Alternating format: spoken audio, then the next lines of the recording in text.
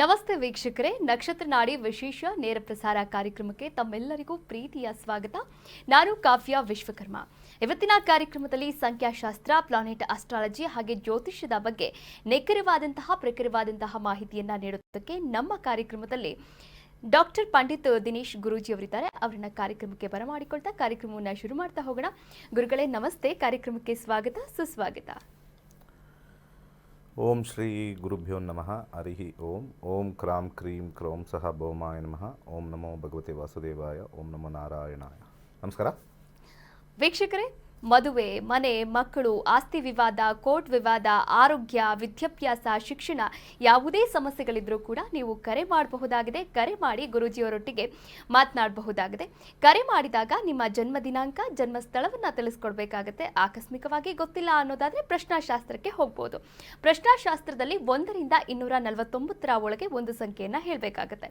ಹಾಗೆ ನೀವು ಜ್ಯೋತಿಷ್ಯವನ್ನ ಕಲಿಬೇಕು ಎನ್ನುವಂತಹ ಆಸಕ್ತಿ ನಿಮ್ಮಲ್ಲಿದ್ರೆ ಸ್ಕ್ರೀನ್ ಮೇಲೆ ಕಾಣಿಸ್ತಾ ಇರುವಂತಹ ನಂಬರ್ಗೆ ಕರೆ ಮಾಡಬಹುದಾಗಿದೆ. ರಿಜಿಸ್ಟರ್ ಮಾಡಿಕೊಂಡು ಜ್ಯೋತಿಷ್ಯವನ್ನ ಕೂಡ ಕಲಿಯಬಹುದಾಗಿದೆ. ಈಗಾಗಲೇ ವಿಶ್ವದಾದ್ಯಂತ 65,000ಕ್ಕೂ ಹೆಚ್ಚು ವಿದ್ಯಾರ್ಥಿಗಳು ಗುರೂಜಿಯವರ ನೇತೃತ್ವದಲ್ಲಿ ಜ್ಯೋತಿಷ್ಯವನ್ನ ಕಲಿತಿದ್ದಾರೆ. ತಮ್ಮ ಜೀವನವನ್ನ ಕೂಡ ರೂಪಿಸಿಕೊಂಡಿದ್ದಾರೆ. ಈ ಬಗ್ಗೆಯೂ ಕೂಡ ಮಾತನಾಡ್ತಾ ಹೋಗೋಣ. ಹಾಗೆ ಏಪ್ರಿಲ್ 20ರಿಂದ 112ನೆಯ ಬ್ಯಾಚ್ ಶುರುವಾಗ್ತಾ ಇದೆ. ಮತ್ಯಾಕೆ ತಡ? ಇವಾಗಲೇ ಸ್ಕ್ರೀನ್ ಮೇಲೆ ಕಾಣಿಸ್ತಾ ಇರುವಂತಹ ನಂಬರ್ಗೆ ಕರೆ ಮಾಡಿ ರಿಜಿಸ್ಟರ್ ಮಾಡಿಕೊಂಡು ಜ್ಯೋತಿಷ್ಯದಲ್ಲಿ ನಿಮ್ಮ ಉನ್ನತವಾದಂತಹ ವಿದ್ಯಾಭ್ಯಾಸವನ್ನು ಕೂಡ ಪಡೆದುಕೊಳ್ಳಿ ಅಂತ ಹೇಳ್ತಾ ಕಾರ್ಯಕ್ರಮವನ್ನು ಮುಂದುವರಿಸ್ತಾ ಹೋಗೋಣ. ಗುರುಗಳೇ, ಈಗಾಗಲೇ ಅಂದರೆ ಒಂದು ರೀತಿಯಲ್ಲಿ ಮಕ್ಕಳಿಗೆ ಅಂದರೆ ಎಜುಕೇಷನಲ್ ಪ್ರಿಪರೇಷನ್ ಆಗಿರ್ಬೋದು ಅಥವಾ ಎಕ್ಸಾಮ್ ಪ್ರಿಪರೇಷನ್ ಆಗಿರ್ಬೋದು, ಕೆಲವೊಂದು ಮಕ್ಕಳು ತುಂಬ ಪ್ರಿಪ್ರೇಷನ್ಸ್ ಮಾಡ್ಕೊಳ್ತಾ ಇರ್ತಾರೆ. ಆದರೆ ಪ್ರಿಪ್ರೇಷನ್ಸ್ ಮಾಡಿಕೊಂಡ್ರು ಕೂಡ ಎಲ್ಲೋ ಒಂದು ಕಡೆ ಫೇಲ್ ಆಗೋದು ಅಥವಾ ಒಂದೊಂದು ಸ್ವಲ್ಪ ಮಾರ್ಕ್ಸಲ್ಲಿ ಫೇಲ್ ಆಗೋದು ಈ ರೀತಿ ಆಗ್ತಾ ಇರುತ್ತೆ. ಅಂದರೆ ಇದಕ್ಕೆಲ್ಲ ಏನು ಗ್ರಹಗತಿಗಳೇನಾದರೂ ಕಾರಣನಾ ಅಥವಾ ಹೇಗೆ ಅಂತ? ನಮ್ಮ ಸನಾತನ ಧರ್ಮದಲ್ಲಿ ಜಾತಕದಲ್ಲಿ ಕೆಲವೊಂದು ವಿಚಾರಗಳು ಕೊಟ್ಟಿದ್ದಾರೆ. ಅಂದರೆ ಹುಟ್ಟಿರ್ತಕ್ಕಂಥ ಜಾತಕದವನು ಬುದ್ಧಿವಂತನ, ಜ್ಞಾನವಂತನ ಅಂತ ವಿಶ್ಲೇಷಣೆ ಮಾಡ್ತಕ್ಕಂಥ ಒಂದು ವಿಚಾರವನ್ನು ಕೊಟ್ಟಿದ್ದಾರೆ. ಈ ಸಂದರ್ಭದಲ್ಲಿ ಬಹಳ ಇಂಪಾರ್ಟೆಂಟ್ ಆಗಿರ್ತಕ್ಕಂಥದ್ದು ಏನು ಅಂತಂದರೆ 4ನೇ ಮನೆನ ವಿದ್ಯಾಭ್ಯಾಸ ಸ್ಥಾನಕ್ಕೆ ಕೊಟ್ಟಿದ್ದಾರೆ. 4 ಅಂದರೆ ಮನೆ. ಮನೆಯಲ್ಲಿ ನಾವು ಪಾಠವನ್ನು ಶುರು ಮಾಡ್ತೀವಿ. ತಾಯಿಯೇ ಮೊದಲ ಗುರು.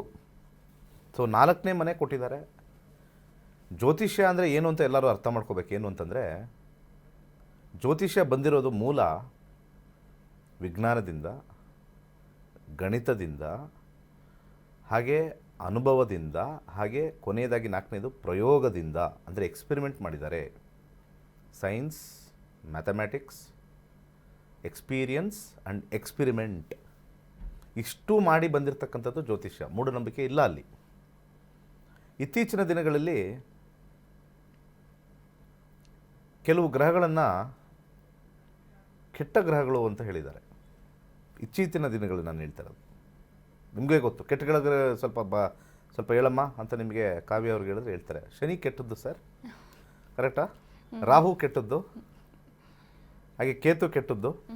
ಒಳ್ಳೇದು ಯಾವುದಪ್ಪ ಅಂತ ಹೇಳಿದ ತಕ್ಷಣ ಬಾಯಲ್ಲಿ ಟಕ್ ಅಂತ ಬರುತ್ತೆ.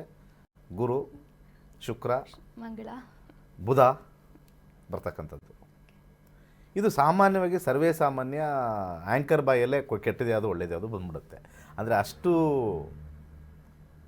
ಪ್ರಚಾರದಲ್ಲಿರ್ತಕ್ಕಂಥ ಗ್ರಹಗಳು ಇವರೆಲ್ಲ.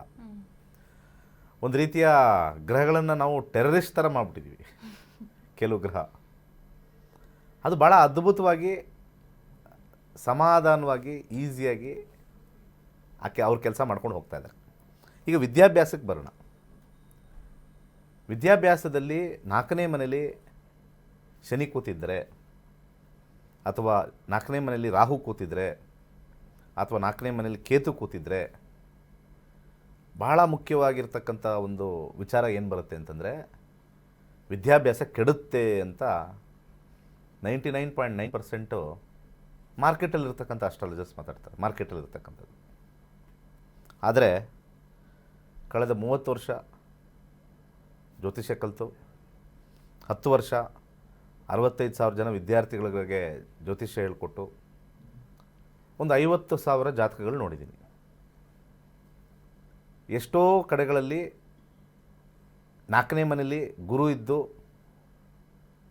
4ನೇ ಮನೇಲಿ ಗುರು ಇದ್ದು ವಿದ್ಯಾಭ್ಯಾಸದಲ್ಲಿ ಏನೂ ಇಲ್ಲ. 4ನೇ ಮನೇಲಿ ರಾಹು ಇದ್ದು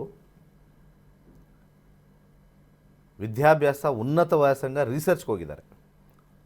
ಅದರ ಅರ್ಥ ಏನು ತಿಳ್ಕೊಬೇಕು ಅಂತಂದರೆ, ತುಂಬ ಜನ ಜ್ಯೋತಿಷ್ಯದಲ್ಲಿ ಗ್ರಹಗಳ ಕಾರಕತ್ವ ಅಂತ ಹೇಳಿದ್ದಾರೆ. ಪೊಲೀಸ್ ಅಂದರೆ ಅವನು ಕಳ್ಳನಿಡಿಯೋರು ಅಂತ ಹೇಳ್ತಾರೆ. ಈಗ ಕೆಲವು ಕಡೆ ಪೊಲೀಸವರೇ ಕಳ್ಳರಾಗಿರ್ತಾರೆ, ಏನು ಮಾಡೋದು ಅಲ್ವಾ? ಹೌದು.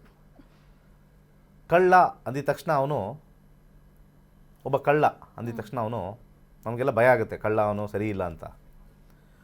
ಬಟ್ ಆದರೆ ಆ ಕಳ್ಳ ಅವನು ಹೊಟ್ಟೆಪಾಡಿಗೆ ಮಾಡ್ತಾ ಇರ್ತಾನೆ, ಕೆಲಸ ಯಾವುದು ಸಿಗ್ದಲೆ, ಮನಸ್ಸಲ್ಲಿ ಒಳ್ಳೆಯದೇ.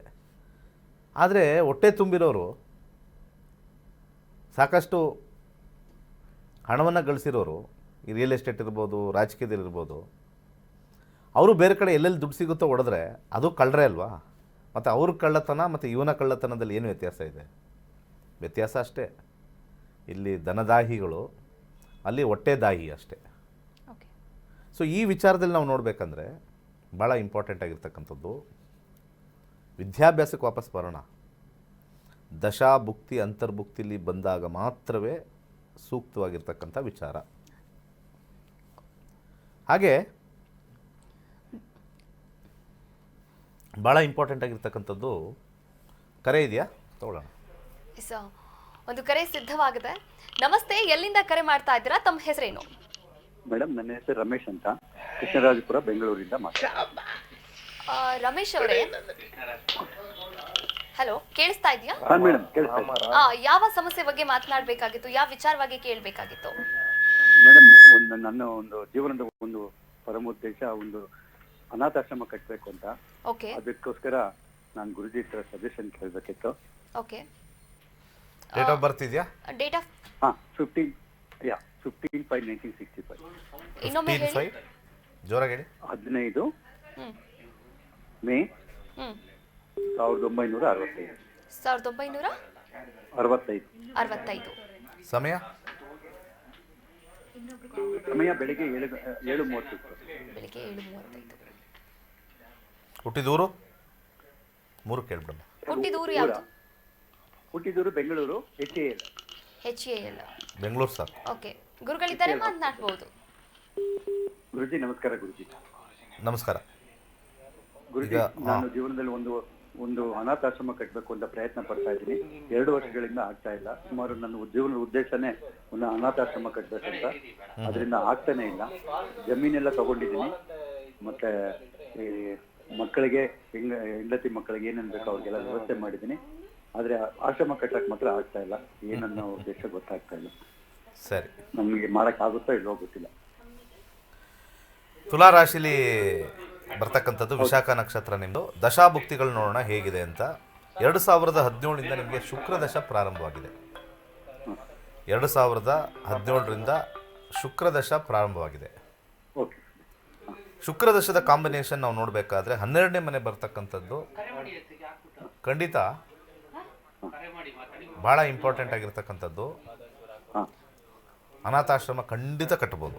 ಆದರೆ ಅನಾಥಾಶ್ರಮನ ಕಟ್ಟಬೇಕಾಗಿರ್ತಕ್ಕಂಥ ರೀತಿ 12ನೇ ಮನೆ ಬಂದಾಗ ಚಂದ ಎತ್ತಿ ಕಟ್ಟಬೇಕು. 12ನೇ ಮನೆ ಬಂದಾಗ ಕೇಳಿಸ್ತಾ? ಚಂದ ಎತ್ತತಕ್ಕಂಥದ್ದು. ಸದ್ಯಕ್ಕೆ ಇವಾಗ ಶುಕ್ರದಶ ರಾಹುಭುಕ್ತಿ ಬಂದಿರೋದ್ರಿಂದ ಗುರುವಿನ ದಶಾ ಸ್ಟಾರ್ಟ್ ಆಗ್ತಕ್ಕಂಥದ್ದು. ಶುಕ್ರದಶ ಗುರುಭುಕ್ತಿಯಲ್ಲಿ ಬರ್ತಕ್ಕಂಥದ್ದು. ಶುಕ್ರ ಮತ್ತು ಗುರು ಪ್ರಾರಂಭವಾಗ್ತಕ್ಕಂಥದ್ದು 2017 ಜೂನ್ಗೆ ಇದು ಲಾಂಚ್ ಆಗುತ್ತೆ. 17 ಜೂನ್ಗೆ ಆಗುತ್ತೆ. ಒಳ್ಳೆಯದಾಗುತ್ತೆ. ಥ್ಯಾಂಕ್ ಯು ರಮೇಶ್ ಅವರೇ, ಕರೆ ಮಾಡಿದ್ದಕ್ಕಾಗಿ. ಎಸ್ ವೀಕ್ಷಕರೇ, ನೀವು ಕೂಡ ನಿಮ್ಮ ಯಾವುದೇ ಸಮಸ್ಯೆಗಳಿದ್ರೂ ಕೂಡ ಗುರುಜಿಯವರೊಟ್ಟಿಗೆ ಮಾತನಾಡಬಹುದಾಗಿದೆ. ಆ ಸಮಸ್ಯೆಗೆ ಪರಿಹಾರವನ್ನು ಕೂಡ ಕಂಡುಕೊಳ್ಳಬಹುದಾಗಿದೆ. ಇದೇ ತಿಂಗಳು ಅಂದರೆ ಏಪ್ರಿಲ್ 20ರಿಂದ 112ನೆಯ ಜ್ಯೋತಿಷ್ಯ ಬ್ಯಾಚ್ ಸ್ಟಾರ್ಟ್ ಆಗ್ತಾ ಇದೆ. ನೀವು ಕೂಡ ರಿಜಿಸ್ಟರ್ ಆಗಬಹುದು. ಹಾಗೆ ಜ್ಯೋತಿಷ್ಯವನ್ನು ಕಲಿತು ನಿಮ್ಮ ಜೀವನವನ್ನು ನೀವೇ ರೂಪಿಸ್ಕೊಳ್ಬಹುದಾಗಿದೆ. ಗುರುಗಳು ಮಾತನಾಡ್ತಾ ಇದ್ರು ಎಜುಕೇಷನ್ ಬಗ್ಗೆ, ಹಾಗೆ ಎಕ್ಸಾಮಿನೇಷನ್ ಪ್ರಿಪರೇಷನ್ ಬಗ್ಗೆ. ಎಸ್ ಗುರುಗಳೇ, ಈಗ ಆಲ್ರೆಡಿ ನಾನು ಹೇಳಿದಂಗೆ ಗ್ರಹಗಳ ಮೇಲೆ ನಾವು ಪ್ರಭಾವದ ಬಗ್ಗೆ ನಾವು ಮಾತಾಡೋಕ್ಕಾಗಲ್ಲ. ಯಾಕಂದರೆ ಗ್ರಹ ರಾಹು ಕೆಟ್ಟವನು, ಶನಿ ಕೆಟ್ಟವನು, ಆವಾಗಲೇ ಹೇಳಿದ್ವಲ್ಲ ಒಂದು ಲಿಸ್ಟ್. ಇವರೆಲ್ಲ ಕೆಟ್ಟವರು ಅಂತಂದರೆ ಸೊ ಪ್ರಾಬಬಲಿ ವಿದ್ಯಾವಂತರೇ ಇರ್ತಾ ಇರಲಿಲ್ಲ ಇವಾಗ. ಓಕೆ. ಗ್ರಹಗಳ ಒಂದು ಕ್ಯಾರೆಕ್ಟರಿಸ್ಟಿಕ್ಸ್ ಅಂತ ನಾವು ಕರಿತೀವಿ, ಗುಣಲಕ್ಷಣಗಳನ್ನ ಕರಿತೀವಿ. ಓಕೆ. 4ನೇ ಮನೇಲಿ ಶನಿ ಇದ್ದರೆ ಅವನು ಚೆನ್ನಾಗಿ ಓದ್ತಾನೆ, ಸ್ವಲ್ಪ ಸ್ಲೋ ಅಷ್ಟೆ. 4ನೇ ಮನೇಲಿ ಗುರು ಇದ್ದರೆ ಚೆನ್ನಾಗಿ ಓದ್ತಾನೆ, ಓದೋದ್ಮೇಲೆ ಸ್ವಲ್ಪ ಫಾಸ್ಟಾಗಿ ಅರ್ಥ ಮಾಡ್ಕೊಳ್ತಾನೆ. 4ನೇ ಮನೇಲಿ ಬುಧ ಇದ್ದರೆ ಬುಧ ಸ್ವಲ್ಪ ಸ್ಪೀಡಾಗಿ ಕಲಿತಾನೆ, ಬಟ್ ಕಲಿಯೋದೆಲ್ಲರೂ ಒಂದೇ. ಶನಿನೂ ಚೆನ್ನಾಗಿ ಕಲಿಸ್ತಾನೆ ನಾವು. ಗುರುಗಳೇ, ಮಾತನಾಡ್ತಾ ಹೋಗೋಣ. ಮತ್ತೊಂದು ಕರೆ ಸಿದ್ಧವಾಗಿದೆ. ನಮಸ್ತೆ, ಎಲ್ಲಿಂದ ಕರೆ ಮಾಡ್ತಾ ಇದ್ದೀರಾ? ತಮ್ಮ ಹೆಸರು? ನಮ್ಮ ಹೆಸರು ಆನಂದ್ ಅನ್ಬಿಟ್ಟು. ಓಕೆ, ಯಾವ ವಿಚಾರವಾಗಿ? ನನ್ನ ಮಗನ ಬಗ್ಗೆ ವಿಚಾರ ಬಗ್ಗೆ. ಓಕೆ, ಯಾವ ವಿಚಾರವಾಗಿ? ಮಗನ್ ವಿಚಾರ ಅಂತಂದ್ರೆ ಒಂದು ಇವಾಗ ಆಲ್ರೆಡಿ ಅವನು ಫೈನಲ್ ಇಯರ್ ಆಗಿ ಡಿಗ್ರಿ. ಓಕೆ. ಮತ್ತೆ ಅವನ ಹೆಸರು ದರ್ಶನ್ ಅನ್ಬಿಟ್ಟು. ಓಕೆ, ಅವರ ಡೇಟ್ ಆಫ್ ಬರ್ತ್ ಹೇಳಿ. 18/7/2003. 18/7/2003 ರಾತ್ರಿ 8:15. ರಾತ್ರಿ 8 ಗಂಟೆ 6 ನಿಮಿಷ. ಓಕೆ, ಹುಟ್ಟಿದ 8:15 8:15. 8:15. ಓಕೆ, ಹುಟ್ಟಿದ ಸ್ಥಳ? ಹುಟ್ಟಿದ ಸ್ಥಳ ಅರಕೆರೆ. ಅರ್ಕೆರೆ. ಗುರುಗಳಿದ್ದಾರೆ, ಮಾತನಾಡಬಹುದು. ಅರ್ಕೆರೆ ಅಂದರೆ ಯಾವ ಜಿಲ್ಲೆ ಬರುತ್ತೆ? ಎಲ್ಲಿ ಬರುತ್ತೆ ಅರ್ಕೆರೆ? ಮಂಡ್ಯ ಜಿಲ್ಲೆ ಶ್ರೀರಂಗಪಟ್ಟಣ. ಮಂಡ್ಯ ಹೇಳಿ. ಮಂಡ್ಯ. ಓಕೆ. ಏನು ಮಂಡ್ಯದೊಳಗೆ ಹಿಡಿದೆಯಾ ಅರ್ಕೆರೆ ಅಥವಾ ಯಾವುದೋ ಊರು ಅಲ್ಲಿಂದ?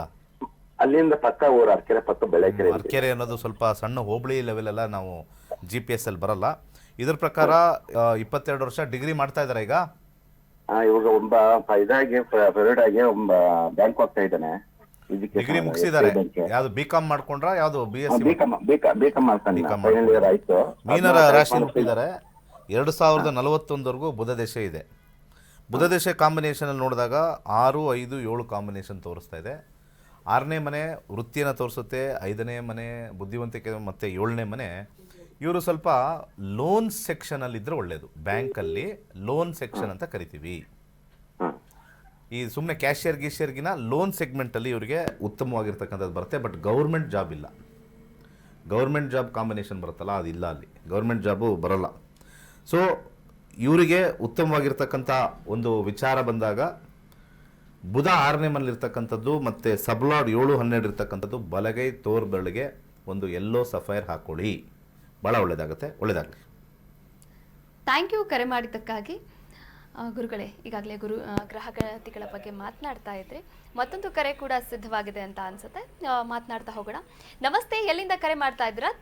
ತಮ್ಮ ಹೆಸರು? ಬೆಂಗಳೂರಿಂದ ಮಾತಾಡ್ತಿರೋದು. ಓಕೆ, ತಮ್ಮ ಹೆಸರು? ಲೀಲಾ ಅಂತ. ಓಕೆ, ಯಾರ ಬಗ್ಗೆ ಕೇಳಬೇಕಾಗಿತ್ತು? ಮಗಳ ಬಗ್ಗೆ. ಓಕೆ, ಯಾವ ವಿಚಾರವಾಗಿ? ಎಜುಕೇಶನ್ ಬಗ್ಗೆ ಕೇಳಬೇಕಾಗಿತ್ತು. ಎಜುಕೇಶನ್. ಅವರ ಡೇಟ್ ಆಫ್ ಬರ್ತ್ ಹೇಳಿ. 12/12/2007. 12/12/2007. 12/12/2007. ಓಕೆ, ಹುಟ್ಟಿದ ಸಮಯ? ಸಂಜೆ 6:25 ಮೇಡಮ್. ಓಕೆ, ಹುಟ್ಟಿದ ಸ್ಥಳ? ಬೆಂಗಳೂರು. ಬೆಂಗಳೂರು. ಗುರುಗಳಿದ್ದಾರೆ, ಮಾತನಾಡಬಹುದು. ಯಾವ ಏರಿಯಾದಿಂದ ಮಾತಾಡ್ತಾ ಇದ್ದೀರಾ ಮೇಡಮ್?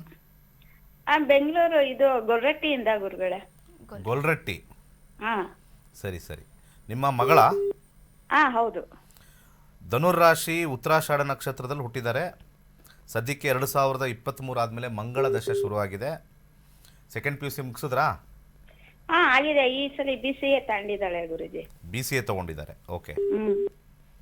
ಸೊ ಇದರಲ್ಲಿ 2023ರಿಂದ 30 ಮಂಗಳ ಕಾಂಬಿನೇಷನ್ ಬರ್ತಕ್ಕಂಥದ್ದು. ಮಂಗಳ 1, 9, 6.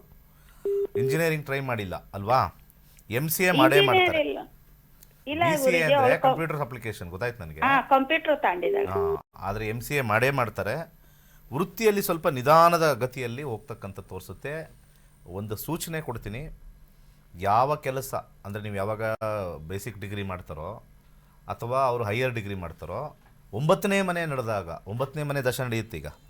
ಯಾಕಂದರೆ ಮಂಗಳ ಆದ ನಂತರ ಅವರಿಗೆ ರಾಹು ಶುರು ಆಗುತ್ತೆ. ರಾಹು 9ನೇ ಮನೆ ಬರ್ತಕ್ಕಂಥ ಒಂದು ವಿಚಾರದಲ್ಲಿ ಭಾಳ ಇಂಪಾರ್ಟೆಂಟ್ ಆಗಿರ್ತಕ್ಕಂಥದ್ದು, ಅವರಿಗೆ ವೃತ್ತಿಯಲ್ಲಿ ಸಮಸ್ಯೆ ಬರತಕ್ಕಂಥದ್ದು ತೋರಿಸುತ್ತೆ. ಸೊ ಈಗಲಿಂದಲೇ ನಾನು ಸಜೆಸ್ಟ್ ಮಾಡ್ತಕ್ಕಂಥದ್ದು, ಒಂದು ಗೋಮೇಧಿಕ ಬಲಗೈ ಮಧ್ಯದ ಬೆರಳಲ್ಲಿ ಹಾಕ್ಕೊಳ್ಳಿ, ಒಳ್ಳೆಯದಾಗುತ್ತೆ. ಥ್ಯಾಂಕ್ ಯು ಕರೆ ಮಾಡಿದ್ದಕ್ಕಾಗಿ. ಗುರುಗಳೇ, ಈಗಾಗಲೇ ಗೌರ್ಮೆಂಟ್ ಎಕ್ಸಾಮಿನೇಷನ್ಗೆ ಪ್ರಿಪ್ರೇಷನ್ಸ್ ನಡೆಸ್ತಾ ಇದ್ದಾರೆ ಅಂತಂದರೆ ಅವರಿಗೆ ಯಾವ ರೀತಿ, ಅಂದರೆ ಅವರು ಯಾವ ರೀತಿ ಪ್ರಿಪೇರ್ ಆಗಬೇಕು? ಈಗ ನಾವು ಗೌರ್ಮೆಂಟ್ ವಿಚಾರಕ್ಕೆ ಬಂದಾಗ 10ನೇ ಮನೆಗೆ ಹೋಗ್ತೀವಿ. ಯಾಕೆಂದರೆ ಅದು ವೃತ್ತಿ ಬಂದ್ಬಿಡುತ್ತೆ. ನೋಡಿ, 2 ಸಪ್ರೇಟ್ ಜ್ಯೋತಿಷ್ಯದಲ್ಲಿ ಇರ್ತಕ್ಕಂಥದ್ದು. 12 ಮನೆಗಳಿದೆ. 4ನೇ ಮನೆ ವಿದ್ಯಾಭ್ಯಾಸ ತೋರಿಸುತ್ತೆ. ಅಲ್ಲಿಂದ 7ನೇ ಮನೆ ನಾವು ತೊಗೊಳ್ತೀವಿ, 7th ಹೌಸ್ ಫ್ರಮ್ ದೇರ್, ಅದು 10th ಹೌಸ್ ಬರುತ್ತೆ. 10th ಹೌಸ್ 4th ಹೌಸ್ಗೆ ಆಪೋಸಿಟ್ ಹೌಸ್ 10th ಹೌಸ್ ಆದಾಗ ವೃತ್ತಿನ ನಾವು ನೋಡಬೇಕಾದ್ರೆ ಗೌರ್ಮೆಂಟ್ ವೃತ್ತಿಗೆ ನಾವು ಎಕ್ಸಾಮ್ ಬರೀತಾರೆ 10ನೇ ಮನೆ ನೋಡ್ತೀವಿ. ಆದರೆ ವಿದ್ಯಾಭ್ಯಾಸಕ್ಕೆ ನಾವು ವಾಪಸ್ಸು 4ನೇ ಮನೆಗೆ ಹೋಗಬೇಕು. ಎಲ್ಲಿವರೆಗೂ ಅಂತಂದರೆ ಎಲ್ಲಿವರೆಗೂ ಡಿಗ್ರಿ ಓದ್ತಾರೆ, ಡಿಗ್ರಿ ಓದೋವರೆಗೂ ಕೂಡ ಅದು 4ನೇ ಮನೆ ವಿಚಾರದಲ್ಲೇ ಬರುತ್ತೆ. ಅದರಲ್ಲಿ ವಿಶೇಷವಾಗಿ ಈಗೆಲ್ಲ ಸೆಕೆಂಡ್ PUC ಇಂಪಾರ್ಟೆಂಟು. ಸೆಕೆಂಡ್ PUCಲೇ ಎಲ್ಲರೂ ಡಿವಿಯೇಟ್ ಆಗೋದು. 10thವರೆಗೂ ಕೂಡ ಎಲ್ಲರಿಗೂ ಒಂದೇ ಪಾಠ, ಒಂದೇ ಟೀಚರು, ಒಂದೇ ಸಬ್ಜೆಕ್ಟು. ಹೌದು. ಸೆಕೆಂಡ್ PUCಲಿ ಸ್ವಲ್ಪ ಡಿವಿಯೇಟ್ ಆಗುತ್ತೆ. ಅಂದರೆ ಕೆಲವರು ಕಾಮರ್ಸ್ಗೆ ಹೋಗ್ತಾರೆ, ಕೆಲವರು ಆರ್ಟ್ಸ್ಗೆ ಹೋಗ್ತಾರೆ, ಕೆಲವರು ಸೈನ್ಸ್ಗೆ ಹೋಗ್ತಾರೆ. ಅಲ್ಲಿಂದ ಇನ್ನೂ ಫಿಲ್ಟರ್ ಆಗಿ ಅಲ್ಲಿಂದ ಡಿವಿಯೇಟ್ ಆಗಿ BCom ಮಾಡ್ತಾರೆ, BA ಮಾಡ್ತಾರೆ, ಇಂಜಿನಿಯರಿಂಗು, ಡಾಕ್ಟ್ರು. ಸೈನ್ಸ್ ತಗೊಳ್ಳೋರಿಗೆ ಇನ್ನೂ ಆಪ್ಷನ್ಸ್ ಜಾಸ್ತಿ. ಸೈನ್ಸ್ ತಗೊಳ್ಳೋರಿಗೆ BCA ಇದೆ, ಅದು ಬಿಟ್ಟು ನೆಕ್ಸ್ಟು ಇಂಜಿನಿಯರಿಂಗ್ ಇದೆ, ಅದು ಬಿಟ್ಟು BSc ಇದೆ, ಅದು ಬಿಟ್ಟು ಮೆಡಿಸಿನ್ ಇದೆ, ಅದು ಬಿಟ್ಟು ಡೆಂಟಲ್ ಇದೆ, ಅದು ಬಿಟ್ಟು ಆರ್ಕಿಟೆಕ್ಟ್ ಇದೆ. ಸೊ ಸೈನ್ಸ್ಗೆ ವೈಡ್ ಸ್ಪ್ರೆಡ್. ಕಾಮರ್ಸ್ ಏನಾದ್ರು ಹೋಯಿತು ಅಂತಂದರೆ ಅಲ್ಲಿ ಬೇಕಾದ್ರೆ ಅವರು BBMಗೆ ಹೋಗ್ಬೋದು, BBA ಅಂತ ಬರ್ತಕ್ಕಂಥದ್ದು ಹೋಗ್ಬೋದು. ಆರ್ಟ್ಸ್ ಹೋದವ್ರಿಗೆ ಅವ್ರಿಗೇನೋ ಆರ್ಟ್ಸಲ್ಲಿ ಇಂಟ್ರೆಸ್ಟು, ಪೊಲಿಟಿಕಲ್ ಕೆರಿಯರಲ್ಲಿ ಹೋಗ್ಬೇಕಾ ಅಥವಾ ಪೊಲಿಟಿಕಲ್ ಸೈನ್ಸ್ ತೊಗೋಬೇಕಾ, ಆರ್ಟ್ಸಲ್ಲಿ ಹೋಗೋರು ಆರ್ಟ್ಸ್ ಹೋಗ್ತಾರೆ. ಬಟ್ ಆದರೆ ಸೈನ್ಸ್ಗೆ ವಾಸ್ಟ್ ಇರ್ತಕ್ಕಂಥದ್ದು. ಸೊ ವಿದ್ಯಾಭ್ಯಾಸದಲ್ಲಿ 4ನೇ ಮನೆ ನಾವು ನೋಡ್ತಕ್ಕಂಥದ್ದು 10th 80% ಆದರೆ ಇನ್ನು ನಾವು ಸೆಕೆಂಡ್ PUC ಬರೋಷ್ಟಕ್ಕೆ 60% ಮಾತ್ರ ಅದ್ರ ವಿಶ್ಲೇಷಣೆ ಮಾಡ್ತೀವಿ. ಅದಾದಮೇಲೆ ಪ್ರೊಫೆಷ್ನಲ್ ಕೋರ್ಸ್ ಅಂತ ಕರೀತಾರೆ, ವೃತ್ತಿಪರ ಶಿಕ್ಷಣ ಅಂತ ಬರುತ್ತೆ ಡಿಗ್ರಿಲೆಲ್ಲ. ಸೊ ವೃತ್ತಿಪರ ಶಿಕ್ಷಣ ಬಂದಾಗ ನಾವು ಸಾಮಾನ್ಯವಾಗಿ 6ನೇ ಮನೆಗೆ ಹೋಗ್ತೀವಿ ಅಥವಾ 10ನೇ ಮನೆಗೆ ಹೋಗ್ತೀವಿ. ಸೊ ಈ ರೀತಿಯಾಗಿರ್ತಕ್ಕಂಥ ಸಬ್ಜೆಕ್ಟ್ಸು ನಾವು ಜ್ಯೋತಿಷ್ಯದಲ್ಲಿ ಹೇಳ್ಕೊಡ್ತೀವಿ. ಈ ಕಾರ್ಯಕ್ರಮದ ಮೂಲ ಉದ್ದೇಶ ಜ್ಯೋತಿಷ್ಯವನ್ನು ಕಲಿತಕ್ಕಂಥದ್ದು. ಗಂಡು ಮಕ್ಕಳಾಗಲಿ ಹೆಣ್ಮಕ್ಳಾಗಲಿ. ಗುರುಗಳೇ ಮತ್ತೊಂದು ಕರೆ ಇದೆಯಾ? ತಗೊಳ್ಳೋಣ ಮಾತಾಡೋಣ. ನಮಸ್ತೆ, ಎಲ್ಲಿಂದ ಕರೆ ಮಾಡ್ತಾ ಇದ್ದೀರಾ? ತಮ್ಮ ಹೆಸರು? ಹಲೋ, ತಮ್ಮ ಹೆಸರು? ಕೃಷ್ಣಪ್ಪ ಅಂತ ಮೇಡಮ್. ಓಕೆ, ಯಾರ ಬಗ್ಗೆ ಕೇಳಬೇಕಾಗಿತ್ತು ಕೃಷ್ಣಪ್ಪ ಅವರೇ? ಮಗನ ಮದುವೆ ಬಗ್ಗೆ ಕೇಳಬೇಕಾಗಿತ್ತು. ಮಗನ್ ಮದ್ವೆ? ಹೌದು. ಓಕೆ, ಅವರ ಡೇಟ್ ಆಫ್ ಬರ್ತ್ ಹೇಳ್ತೀರಾ? 10/3/1994.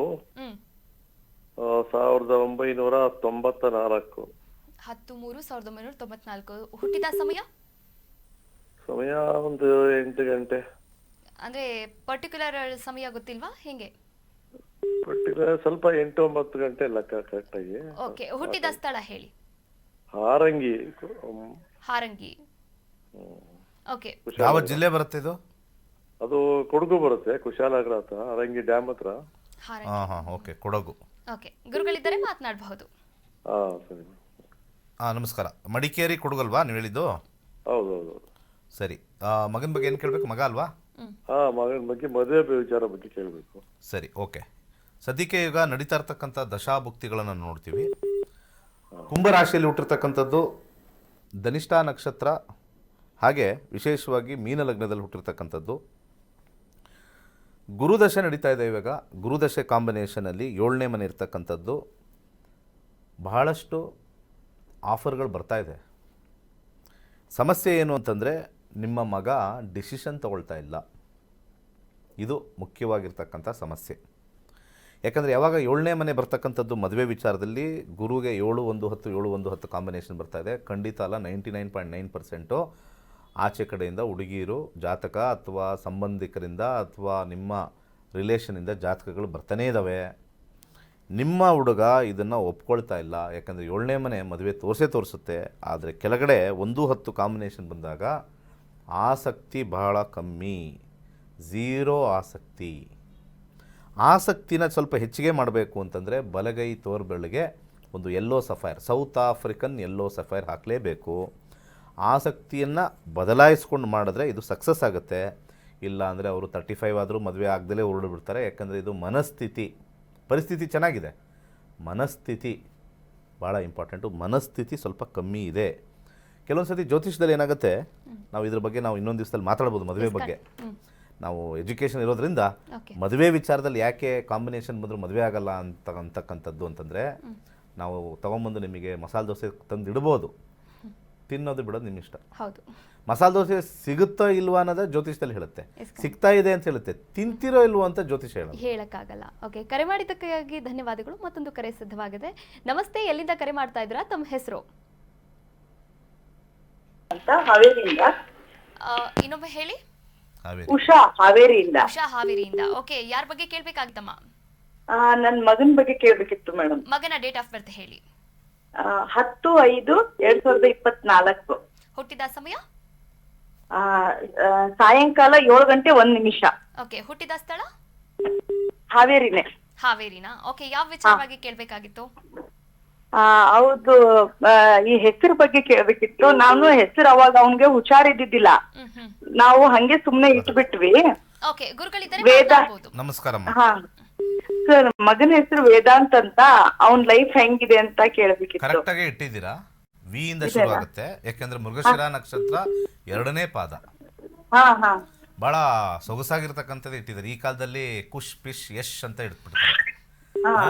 ವೇದಾಂತ ಅಂತ ಇಟ್ಟಿದ್ದಾರೆ. ವೇದಗಳ ಅಧ್ಯಯನ ಮಾಡಿರ್ತಕ್ಕಂಥ ಮನುಷ್ಯ ವೇದಾಂತ. ಓಕೆ, ಚೆನ್ನಾಗಿದೆ ಹೆಸರು, ಚೇಂಜ್ ಮಾಡಕ್ ಹೋಗ್ಬೇಡಿ. ಜಾತಕ ಹೇಗಿದೆ ಅಂತ ನಾವು ನೋಡ್ಬೇಕು ಯಾವಾಗಲೂ ಕೂಡ, ಅಲ್ವಾ? ಜಾತಕದಲ್ಲಿ ಹೇಗಿದೆ ಅಂತ ನೋಡಿದಾಗ ಮಂಗಳ ದಶೆ ನಡೀತಾ ಇದೆ, 5ನೇ ಮನೆ, ಆರೋಗ್ಯ ಚೆನ್ನಾಗಿರುತ್ತೆ, ಟೆನ್ಷನ್ ಇಲ್ಲ. ರಾಹುನಲ್ಲಿ ಸ್ವಲ್ಪ ವಿದ್ಯಾಭ್ಯಾಸದಲ್ಲಿ ಸ್ವಲ್ಪ ಕಮ್ಮಿ ಆಗ್ತಕ್ಕಂಥದ್ದು, ಅಂದರೆ ಸೋಂಬೇರಿತನದ ಜಾತಕ ನಿಮಗೆ ಮುಂದೆ ಹೋಗ್ತಾ ಇರುತ್ತೆ. ಆದರೆ ಜೀವನ ಉತ್ತಮವಾಗಿದೆ. ಇದನ್ನು ನಾನು ನಿಮಗೆ ಫಸ್ಟು ನೀವು ಇದ್ರ ಬಗ್ಗೆ ನೀವು ತಲೆ ಕೆಡಿಸ್ಕೊಳ್ಳೋಂಗಿಲ್ಲ. ಜೀವನ ಚೆನ್ನಾಗಿತ್ತು ಅಂತಂದರೆ ಈಗ ನಡೀತಾ ಇರ್ತಕ್ಕಂಥ ಘಟನೆಗಳಿಗೆಲ್ಲ ಇವರು ಪೇರೆಂಟ್ಸ್ ಎಲ್ಲ ಟೆನ್ಷನ್ ಮಾಡ್ಕೊಂಡ್ಬಿಡ್ತಾರೆ. ನನ್ನ ಮಗ ಓದ್ತಾ ಇಲ್ಲ, ಬೇರೆಯವ್ರು ರ್ಯಾಂಕ್ ತೆಗಿತಾರೆ. ಇವನು ಎಷ್ಟೋ ಜನ ಜೀವನದಲ್ಲಿ ನೋಡಿದ್ದೀನಿ, ರ್ಯಾಂಕ್ ತೆಗೆದವರೆಲ್ಲ ಮೂಲೆ ಗುಂಪಾಗಿದ್ದಾರೆ ಇವತ್ತು. ಓದ್ಲಾ ಹೊಡ್ಕೊಂಡು ಹಂಗೂ ಹಿಂಗೂ ಸ್ವಲ್ಪ ಜಸ್ಟ್ ಪಾಸ್ ಆದವರೆಲ್ಲ ಇವತ್ತು ದೊಡ್ಡ ದೊಡ್ಡ ಸ್ಟಾರ್ ಆಗಿಬಿಟ್ಟಿದ್ದಾರೆ. ಸೊ ವಿದ್ಯಾಭ್ಯಾಸಕ್ಕೂ ಮತ್ತು ವೃತ್ತಿಗೂ ಮತ್ತು ಕರ್ಮಕ್ಕೂ ಒಂದಕ್ಕೊಂದಕ್ಕೆ ಸಂಬಂಧ ಇರಲ್ಲ. ವಿದ್ಯಾಭ್ಯಾಸ ಅಂತಕ್ಕಂಥದ್ದು ನಮ್ಮ ಒಂದು ಜ್ಞಾನಕ್ಕೆ. ಹುಡುಗ ಚೆನ್ನಾಗಿ ಓದ್ತಾನೆ, ಚೆನ್ನಾಗಿ ಲವಲವಿಕೆಯಿಂದ ಇರ್ತಾನೆ, ಏನು ತೊಂದರೆ ಇಲ್ಲ, ಟೆನ್ಷನ್ ತಗೊಳ್ಬೇಡಿ. ಒಳ್ಳೇದಾಗಲಿ. ಥ್ಯಾಂಕ್ ಯು ಕರೆ ಮಾಡಿದ್ದಕ್ಕಾಗಿ ಧನ್ಯವಾದಗಳು ಗುರುಗಳೇ. ಸೊ ಈಗ ವಿದ್ಯಾಭ್ಯಾಸ ನಾವು ತಗೊಂಡ್ವಿ. ಇವಾಗ ಈ ಜಾತಕದಲ್ಲಿ ನಾವು ನೋಡಿದಾಗ ಓಕೆ, ಪ್ರಾಬ್ಲಮ್ ಏನಿತ್ತು ಅಂತಂದರೆ ಅವ್ರ ಸೋಂಬೇರಿತನ ಇರುತ್ತೆ. ಓಕೆ, ಈಗ ಇವರು ಇವಾಗ ಸದ್ಯಕ್ಕೆ ಮಗು, ಸಣ್ಣ ಮಗು, 1 ವರ್ಷದ ಮಗು ಅಲ್ವಾ? ಮಂಗಳ ಮುಗಿಯುತ್ತೆ, ರಾಹು ಬರುತ್ತೆ. ರಾಹು 18 ವರ್ಷ ಇರ್ತಾನೆ.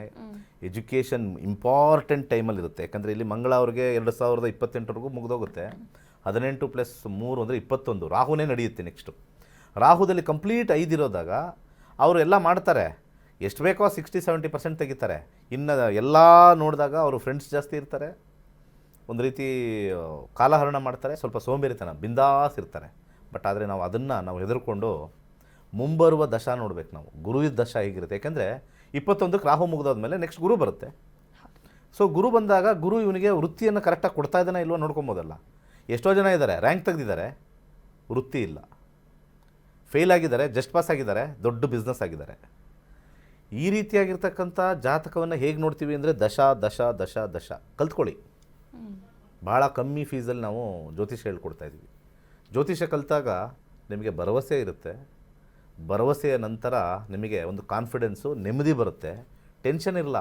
ಮನೇಲಿರ್ತಕ್ಕಂಥ ಹೆಣ್ಮಕ್ಳೆಲ್ಲ ಬರೀ ಟೆನ್ಷನ್ನೇ. ಈಗ ಪ್ರಸ್ತುತ ಪರಿಸ್ಥಿತಿನ ನೋಡಿ ಟೆನ್ಷನ್ ಮಾಡ್ಕೊತೀರಾ. ಮುಂದೆ ಹಾಗೇ ನಡೀತಾ ಇದ್ದರೆ ಬಿಟ್ಬಿಡಿ, ಏನು ಮಾಡೋಕ್ಕಲ್ಲ, ಹಣೆ ಬರೋ ಅಂತ. ಜಾತಕ ಕಲ್ತಾದ್ಮೇಲೆ ನಾನು ಹೇಳ್ತಾ ಇರೋದು. ಮುಂದೆ ಚೆನ್ನಾಗಾಗ್ತಾ ಇದೆ ಅಂದರೆ ನೆಮ್ಮದಿಯಾಗಿರಿ. ಆಯ್ತಪ್ಪ, ಇವಾಗ ಏನೋ ನಡೀತಾ ಇದೆ, ಒಂದು ದಶ ಚೆನ್ನಾಗಿಲ್ಲ, ಸ್ವಲ್ಪ ಹೊಡ್ಕೊಳ್ಳೋದು ಬೇಡ, ಪ್ರೀತಿಯಿಂದ ಮಾಡ್ಕೊಂಡು ಹೋಗೋಣ ಅಂತ. ಸೊ ಮನೇಲಿರ್ತಕ್ಕಂಥ ಪೋಷಕರು, ಎಸ್ಪೆಷಲಿ ಹೆಣ್ಮಕ್ಳು ಜ್ಯೋತಿಷ್ಯ ಕಲಿಬೇಕು. ಕಲಿತಾಗ ಭಾಳಷ್ಟು ಅವರಿಗೆ ಆಸೆ ಆಕಾಂಕ್ಷೆಗಳು, ನನ್ನ ಮಗು ಚೆನ್ನಾಗಿ ಮಾಡ್ತಾರಾ, ನನ್ನ ಮಗಳು ಚೆನ್ನಾಗಿರ್ತಾರಾ, ಮದುವೆ ಆಗುತ್ತೆ. ಯಾರಿಗೋ ಬಂತು 32 ವರ್ಷ ಮದುವೆನೇ ಆಗಿಲ್ಲ. ಅಲ್ಲಿ ಏನು ನಾನು ಹೇಳಿದೆ, ಸಿಂಪಲಾಗಿ, ವೆರಿ ಸಿಂಪಲಾಗಿ ಏನು ಹೇಳಿದೆ, ಅವ್ರಿಗೆ ಆಸಕ್ತಿ ಕಮ್ಮಿ. ಗ್ರಹಗಳು ಕೊಡ್ತಾ ಇದ್ದಾವೆ ಸ್ವೀಟ್ ತಿಂತಾ ಇಲ್ಲ, ಅವ್ನು ಏನು ಮಾಡೋದು? ಮೈಸೂರು ಪಾಕ್ ತಂದಿಟ್ಟಿದ್ದಾರೆ, ಯಾಕೆ ಈಗ ಇಂಟ್ರೆಸ್ಟ್ ಇಲ್ಲ ತಿನ್ನೋಕ್ಕೆ, ಅದಿರಲಿ ಸೈಡ್ಗೆ ಅಂತ. ಆ ರೀತಿ ಆಗಿರ್ತಕ್ಕಂಥದ್ದು. ಓಕೆ, ಎಸ್ ವೀಕ್ಷಕರೇ, ಯೋಚನೆ ಇರಬಾರ್ದು, ಫ್ಯೂಚರಲ್ಲಿ ಭರವಸೆ ಇರಬೇಕು, ಕಾನ್ಫಿಡೆನ್ಸ್ ಇರಬೇಕು ಅಂದರೆ ನೀವು ಕೂಡ ಜ್ಯೋತಿಷ್ಯವನ್ನು ಕಲಿಯಲೇಬೇಕು. ಈಗಾಗಲೇ ಗುರುಜಿಯವರ ನೇತೃತ್ವದಲ್ಲಿ 65,000ಕ್ಕೂ ಹೆಚ್ಚು ವಿದ್ಯಾರ್ಥಿಗಳು ಜ್ಯೋತಿಷ್ಯವನ್ನು ಕಲಿತಿದ್ದಾರೆ, ಹಾಗೆ ಅವರ ಜೀವನವನ್ನು ಕೂಡ ರೂಪಿಸ್ಕೊಂಡಿದ್ದಾರೆ. ಮತ್ತೊಂದು ಕೊನೆಯದಾಗಿ ಕರೆ ಇದೆ, ಮಾತನಾಡ್ತಾ ಹೋಗೋಣ. ನಮಸ್ತೆ, ಎಲ್ಲಿಂದ ಕರೆ ಮಾಡ್ತಾ ಇದ್ದೀರಾ? ತಮ್ಮ ಹೆಸರು? ಉಡುಪಿಯಿಂದ. ತಮ್ಮ ಹೆಸರು ಮಾ? ಉಷಾ. ಯಾರ ಬಗ್ಗೆ ಕೇಳಬೇಕಾಗಿತ್ತು? ಸಂದೀಪ್. ಹೇಳಿ. ಅವ್ರ ಹೆಸರು ಸಂದೀಪ್, ಅವ್ರ ಮಗನಾ? ಸಂದೀಪ್, ಹೌದು. ಆಯ್ತು. ಓಕೆ, ಮಗನ ಡೇಟ್ ಆಫ್ ಬರ್ತ್? 8/1/2002. ಓಕೆ, ಹುಟ್ಟಿದ ಸ್ಥಳ? ಉಡುಪಿ. ಹುಟ್ಟಿದ ಸಮಯ? ಮಧ್ಯಾಹ್ನ 11:27.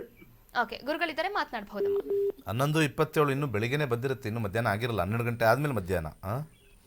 ಹಾಂ ಅಲ್ವಾ? ಮಧ್ಯಾಹ್ನ ಅಲ್ಲ, ಅದು ಬೆಳಿಗ್ಗೆ 12 ಗಂಟೆ ನಂತರ ಅಲ್ವಾ? ಬಗ್ಗೆ ಸರ್, ಏನು ಬಗ್ಗೆ? ಉದ್ಯೋಗವನ್ನು ಮಾಡ್ತಾ ಇದ್ದಾನೆ ಸರ್. ಇನ್ನು ಮುಂದೆ ಉದ್ಯೋಗ ಮಾಡ್ತಾನೆ. ಯಾಕೆ ಡೌಟು ಯಾಕೆ? ಸರ್ ಅಲ್ಲ, ಏನು ಸುಮ್ಮನೆ ಕೇಳಬೇಕು ಹೆಂಗಿದೆ ಅಂತ ಕೇಳಬೇಕಾ ಅಥವಾ ಡೌಟಾ? ಸರಿಯಾಗಿ ಕೆಲಸ ಮಾಡ್ತಾ ಇಲ್ಲ ಅಂದ್ರೆ ನೋಡ್ಬೋದು. ಈಗ ತಾನೇ 24 ವರ್ಷ. ಈಗ ತಾನೇ 24 ವರ್ಷ. 30 ಆದರೂ ಕೆಲಸ ಮಾಡೋರು ಇರಲಿಲ್ಲ. ಇವತ್ತು ನೋಡಿದ್ದೀವಿ ನಾವು. 30 ಆದರೂ ನನಗೆ ಅದಾಕ್ಕೊಡು, ನನಗೆ ಇದಾಕ್ಕೊಡು, ನಿನಗಿರೋ ಆಸ್ತಿನ ನನಗೆ ಅರ್ಧ ಕೊಡು, ಆ ರೀತಿ ಇರ್ತಕ್ಕಂಥದ್ದು. 2036 ಶನಿ ದಶೆ ನಡೀತಾ ಇದೆ. ಶನಿ 3, 8, 4ನೇ ಕಾಂಬಿನೇಷನ್ ಬರ್ತಾ ಇದೆ. ಟೆಕ್ನಿಕಲ್ ಸೈಡ್ ಮಾಡಬೇಕು. ಟೆಕ್ನಿಕಲ್ 8ನೇ ಮನೆ ಮೆಕ್ಯಾನಿಕಲ್ ಟೆಕ್ನಿಕಲ್ ಅಂತ ನಾನು ಜಾತಕದಲ್ಲೇ ನೋಡಿ ಹೇಳ್ತಾ ಇದ್ದೀನಲ್ವ, ಅದಕ್ಕೆ ಟೆಕ್ನಿಕಲ್ ಸೈಡ್ ಮಾಡ್ತಾರೆ. ಅತ್ಯಂತ ಟಾಪ್ ಪೊಸಿಷನ್ಗೆ ಹೋಗ್ತಾರೆ ಟೆಕ್ನಿಕಲಲ್ಲಿ. ಏನು ಟೆನ್ಷನ್ ಮಾಡ್ಕೊಳ್ತಕ್ಕಂಥ ಅವಶ್ಯಕತೆನೇ ಇಲ್ಲ ಅವ್ರಿಗೆ. ನಿಮ್ಮ ಕೈಯಿಂದ ಏನಾದ್ರು ಹಾಕಬೇಕು ಅಂತಂದರೆ ಬಲಗೈಗೆ ತೋರ್ ಬೆರಳಿಗೆ ಒಂದು ಯೆಲ್ಲೋ ಸಫೈರ್ ಹಾಕಿಸಿ. ಖಂಡಿತ ಯೆಲ್ಲೋ ಸಫೈರ್ ಪುಷ್ಪರಾಗ. ಓಕೆ, ಪುಷ್ಪರಾಗ ಹಾಕಿಸಿ, ಒಳ್ಳೆ ಕ್ವಾಲಿಟಿ ಒರಿಜಿನಲ್ ಹಾಕಿಸಿ, ಒಳ್ಳೇದಾಗುತ್ತೆ. ಯಾವುದೇ ರೀತಿ ಟೆನ್ಷನ್ ಇಲ್ಲ, ಟೆನ್ಷನ್ ತಗೊಳ್ಬೇಡಿ. ಮದುವೆ ಮಾತ್ರ ವಿಳಂಬ ಅಷ್ಟೇ, ಅದು ನೀವು ಏನು ಮಾಡೋಕ್ಕಾಗಲ್ಲ, ತುಂಬ ಡಿಲೇ ಆಗುತ್ತೆ. ಒಳ್ಳೇದಾಗಲಿ. ಕರೆ ಮಾಡಿದ್ದಕ್ಕಾಗಿ ಧನ್ಯವಾದಗಳು ಗುರುಗಳೇ. ಇವತ್ತಿನ ಒಂದು ಸಂಚಿಕೆಯಲ್ಲಿ ಸಾಕಷ್ಟು ವಿಚಾರಗಳ ಬಗ್ಗೆಯೂ ಕೂಡ ಮಾಹಿತಿಯನ್ನು ನೀಡಿದ್ದೀರಾ, ಧನ್ಯವಾದಗಳು. ಸರ್ವೇ ಜನ ಸುಖಿನೋ ಭವಂತು. ವೀಕ್ಷಕರೇ, ಚಿಂತೆಗಿಂತ ಇರಬಾರ್ದು ಅಂತಂದರೆ ನೀವು ಕೂಡ ಜ್ಯೋತಿಷ್ಯವನ್ನು ಕಲಿಬಹುದು. ನಿಮ್ಮ ಬಿಡುವಿನ ಸಮಯದಲ್ಲಿ ಜ್ಯೋತಿಷ್ಯವನ್ನು ಕಲಿತು ನಿಮ್ಮ ಜೀವನವನ್ನು ರೂಪಿಸ್ಕೊಳ್ಳಿ, ಹಾಗೆ ಭರವಸೆಯಿಂದ ಇರಿ, ಕಾನ್ಫಿಡೆನ್ಸಿಂದ ಇರಿ ಅಂತ ಹೇಳ್ತಾ ಇವತ್ತಿನ ಕಾರ್ಯಕ್ರಮವನ್ನು ಮುಗಿಸ್ತಾ ಇದ್ದೀವಿ. ಇದಾಗಿತ್ತು ಇವತ್ತಿನ ವಿಶೇಷ ನಕ್ಷತ್ರ ನಾಡಿ ವಿಶೇಷ ಕಾರ್ಯಕ್ರಮ. ನೋಡ್ತಾ ಇರಿ ಕರ್ನಾಟಕ ನ್ಯೂಸ್ ಬೀಟ್, ನ್ಯಾಯ ನಮ್ಮೊಂದಿಗೆ, ನಾವು ನಿಮ್ಮೊಂದಿಗೆ. ಕೈಲಾಶಯಂತ್ರವು ಪುರಾತನವಾದ, ಪ್ರಾಚೀನವಾದ, ಅತ್ಯಂತ ಶಕ್ತಿಶಾಲಿಯಾದ ಯಂತ್ರವಾಗಿದೆ. ಸುಮಾರು 800ರಿಂದ 1000 ವರ್ಷಗಳ ಹಿಂದೆ ಹಲವಾರು ಸಂಯೋಗಗಳಿಂದ ರಚಿಸಲ್ಪಟ್ಟಿರುವ ವಿಶೇಷವಾದ ಯಂತ್ರವೇ ಈ ಕೈಲಾಶಯಂತ್ರ. ಈ ಕೈಲಾಶಯಂತ್ರದ ಮಧ್ಯ ಭಾಗದಲ್ಲಿ ಬರುವಂತಹ ಕೋರ್ ಭಾಗದಲ್ಲಿರುವಂತಹ ಸಂಖ್ಯಾಶಾಸ್ತ್ರದ ಲೋಶೋ ಗ್ರಿಡ್, ಈ ಕೋರ್ ಸುತ್ತ ಬರುವಂತಹ 12 ಪ್ರಾಣಿಗಳು ಚೀನಿ ವಿಶೇಷ ಪ್ರಾಣಿಗಳು, ಅನಿಮಲ್ ಸ್ಪಿರಿಟ್ ಅನ್ನು ಸೂಚಿಸುತ್ತದೆ. ಅದರ ಸುತ್ತ ಇರುವಂತಹ ವಿಶೇಷವಾಗಿರುವಂತಹ ಮಂತ್ರ, ಅದರ ಸುತ್ತ 4 ಅಂಶಗಳಾದ ಓಂ, ಸ್ವಸ್ತಿಕ್, ತ್ರಿಶೂಲದ ಶಿವನ ಅಂಶದಿಂದ ದಿಗ್ಬಂಧನವಾಗಿದೆ. ಈ ಕೈಲಾಶ ಯಂತ್ರದಲ್ಲಿ ಬರುವಂತಹ ಮಂತ್ರವನ್ನು ಪ್ರತಿ ಸೋಮವಾರ 108 ಬಾರಿ ಜಪಿಸುವುದರಿಂದ ಮತ್ತು ಕೆಂಪು ಹೂಗಳಿಂದ ಪೂಜಿಸುವುದರಿಂದ ಹೆಚ್ಚಿನ ಧನಾತ್ಮಕ ಶಕ್ತಿಯನ್ನು ಪಡೆಯುವುದರ ಜೊತೆಗೆ ಜೀವನದಲ್ಲಿ ನೆಮ್ಮದಿ, ಹಣಕಾಸು, ಆರೋಗ್ಯ, ವಿದ್ಯಾಭ್ಯಾಸದಲ್ಲಿ ಯಶಸ್ಸನ್ನು ಗಳಿಸಬಹುದಾಗಿದೆ. ಈ ಯಂತ್ರಕ್ಕಾಗಿ ಇಂದೇ ನಮ್ಮ ನಕ್ಷತ್ರ ನಾಡಿ ತಂಡವನ್ನು ಸಂಪರ್ಕಿಸಿ. ಧನ್ಯವಾದಗಳು.